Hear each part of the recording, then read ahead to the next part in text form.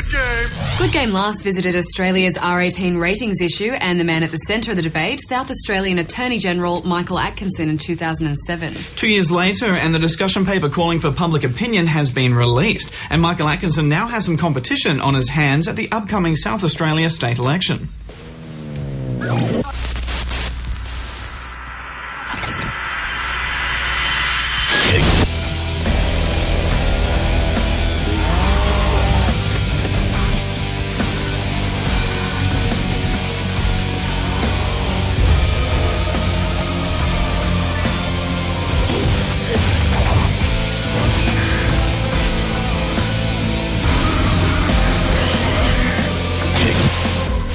Well, the number of games banned in 2009 points squarely to the fact that our classification system is ridiculous, outdated and in need of change. There can be no doubt about that.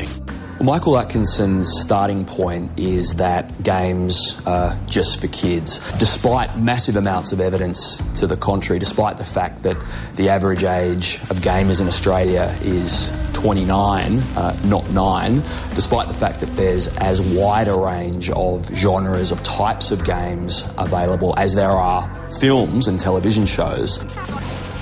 By contrast with cinema, with interactive games, people are doing the things.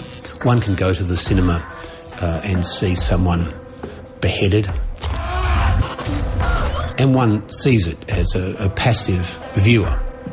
I think it can do harm, but we permit it within certain restrictions. But the reason that I think interactive games are different is that in interactive games, the person playing is doing the action, and therefore I think it has a higher impact, and impact has always been a consideration in censorship or classification, call it what you will. There are some video games that have objectionable content. Those video games would likely fall into the refused classification realm anyway. This isn't about getting more violence into video games. This is just about labelling it appropriately so that people buying video games for their children or their grandchildren understand the type of content that's in them. If you look at just the recent 5 years for the MA15 rated games that have been rated 17 in the States, 18 in Europe, and 18 in New Zealand because they have an R18 rating, and we're talking 50 or 60 games, and they haven't received any edits to get the MA15 plus rating. The R18 rating is about giving people more information about the types of content that modern video games have. Oh, you have to help me, please. The discussion paper on the R18 rating for video games in Australia is hugely important. We've been waiting for this for a long time, and it's going to change some attorneys' general view on whether or not we need an R18 rating. It was a relief to see the discussion paper released. The document's out there, it's fine, it's a very broad, general document. Really, it should be considered a call to action for everybody in Australia who's passionate about this issue.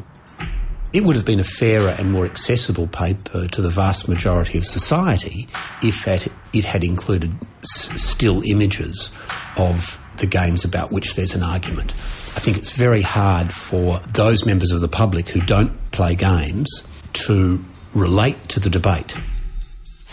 I'm the Gamers4Croydon candidate in the seat of Croydon, and I'm going up against Michael Atkinson in the South Australian election. I really think Australia needs an R18 classification. I believe it's better for parents, it's better for children, because parents can better monitor the content that their children are accessing, and I believe adults have the right to make adult choices regarding this matter. A recent story in the media was Mr. Atkinson claiming that our campaign would involve criminal activities and dirty tricks, and what's more, that's what he's come to expect of all gamers. I think criminal defamation is a better formulation of that, and you've seen the kind of material that R18 plus gamers are circulating. Now, I have no evidence to say that that is being circulated by members of Gamers4Croydon.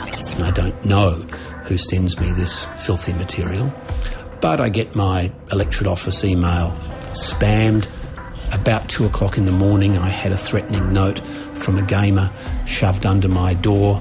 I feel that my family and I are more at risk from gamers than we are from the outlaw motorcycle gangs who also hate me and are running a candidate against me. The outlaw motorcycle gangs haven't been hanging around my doorstep at 2 a.m. A gamer has. Now really is the time to act. Everybody who's passionate about this issue needs to put pen to paper, articulate their views, and passionately, but not angrily, get those submissions into the Attorney General's department.